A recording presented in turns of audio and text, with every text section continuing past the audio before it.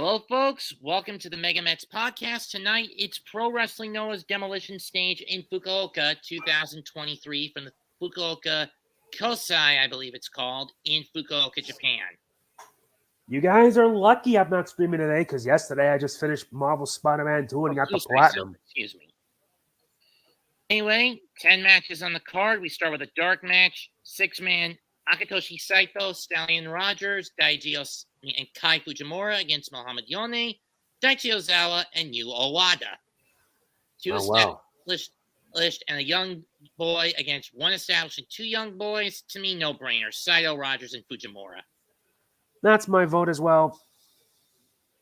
Next up, 10-man junior tag match. Shuji Kondo, Seiji Yoshioka, Ninja Mack, Alejandro, and Teriyaki against Junta Miyawaki, Extreme Tiger, Hajime Ohara, Ryohei, and Atsushi Kotoge. I wonder how many brain cells Ninja Mack has left after this past Monday Magic episode, where Noah, for one reason or another, brought back their worst title in their history.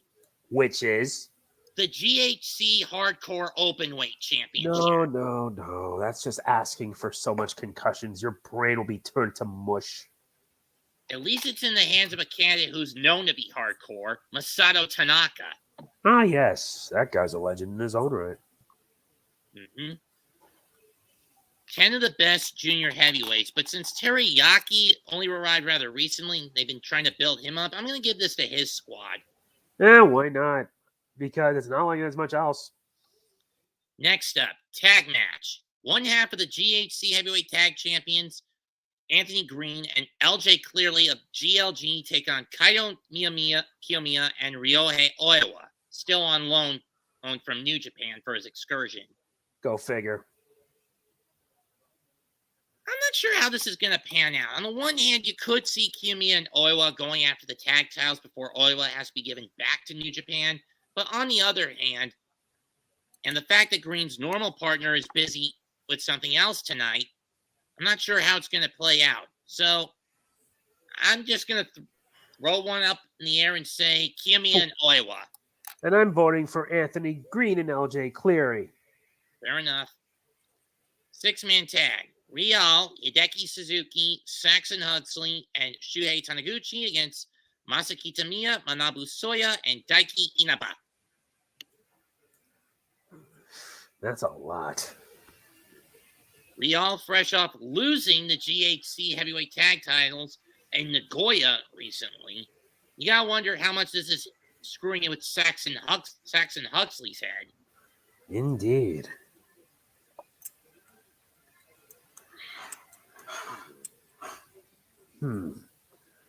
If I were to make my choice, I would go with Suzuki, Huxley, and Taniguchi.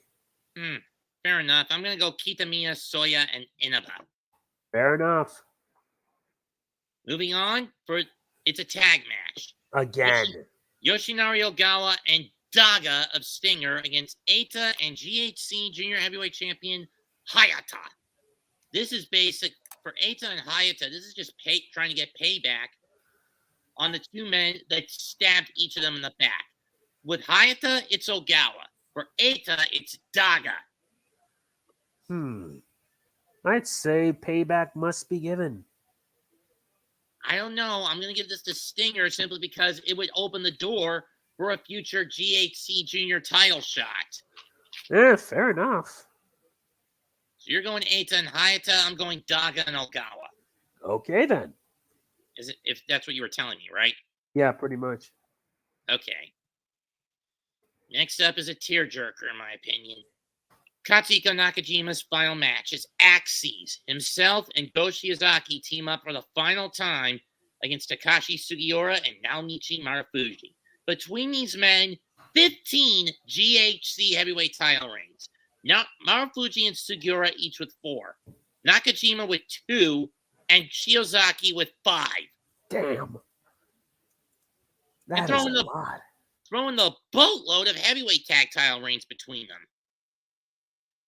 That's enough to last like a decade or more. Let me see. GHC heavyweight tag team titles.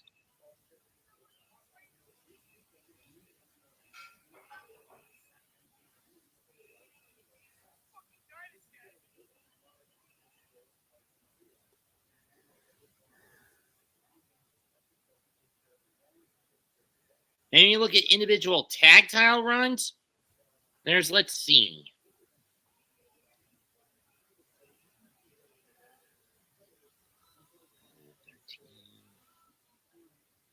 "30 GHC heavyweight tag title reigns between these guys. My God. 6 for Nakajima, 7 for Shiozaki, 8 for Marufuji, and 9 for Sugiura. My God.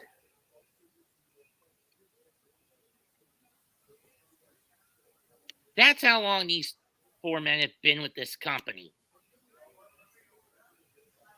And I don't know where Nakajima's going to land. I've heard scuttlebutt that he might go to the WWE. I've heard some will go to Impact. Some say he's going to go to AEW. I don't know where he's going to land when he leaves Noah this Saturday. I don't really know either. That's the gist of it. But does he go out in victory or in defeat? That's going to be a tough as nails one, that's for sure. Let's flip on it then. Heads, axes, tails, Marufuji, and Sugiura. Here we go. Seriously? Another heads. I'll go axes. Go Fig. I figure you make that choice. Which way are you going? I'm going Marufuji and Sugiura. Fair enough. Next up, the GHC Junior Tag Titles are on the line. GLG's Ryohei and Tadasuke against Dragon Bane and Alpha Wolf. This will be interesting. Yep. I go for Dragon Bane and Alpha Wolf. I could see that happening. Yes, it would. And given that GLG is going to be pretty much on the back foot for most of this event, I say it happens that way.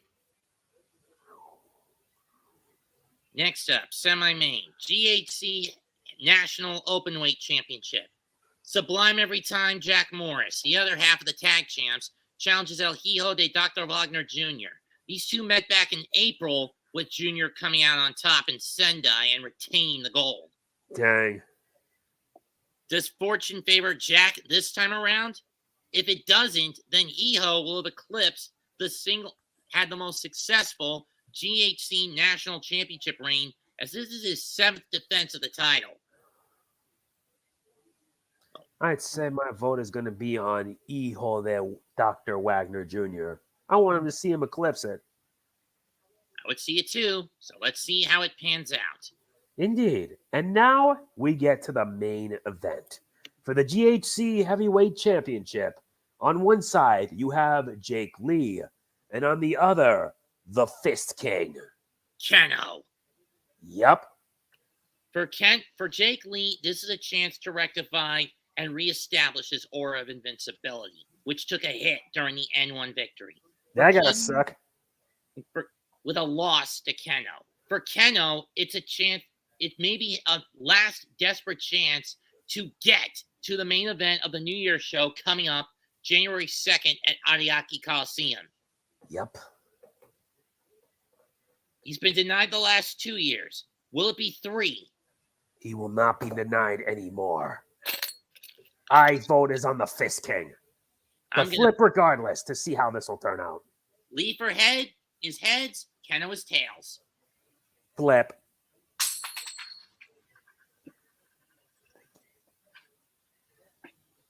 Tails. Yes. Let there be a broken heart mosh pit. Keno rescues the title like he did in 2017 when he beat Eddie Edwards, like he did last year when he beat Satoshi Kojima. He does it again against an All Japan invader who stepped on the arc earlier this year. Let our fist be truly a king. As for a little bonus, who you got in the World Series? Diamondbacks or the Rangers? This is going to be tough because the Rangers have had a legacy of failure that has lasted for so long, it's not funny.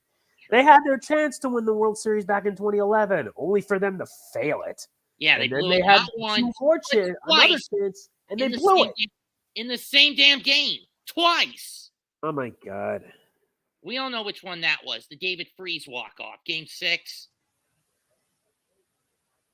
Well, I'm going to make my choice and say it bluntly. I'm going with Texas because if there's anything I can say is that expect the unexpected.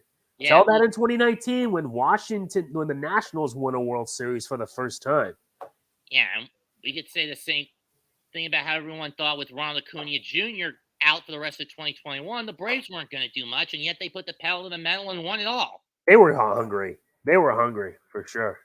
And hungry for vengeance against the government and Rob Manfred for taking away the All-Star game from them that year. Yep.